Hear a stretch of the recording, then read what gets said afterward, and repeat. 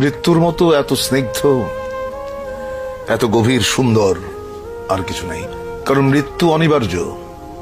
তুমি যখন জন্মেছ তখন তোমাকে মরতেই হবে। এইটা যদি তোমার মাথায় থাকে, তুমি পাপ করতে পারবে না, 1 নম্বর। 2 নম্বর হচ্ছে যে যেটা অনিবার্য তাকে ভালোবাসাটাই শ্রেয়।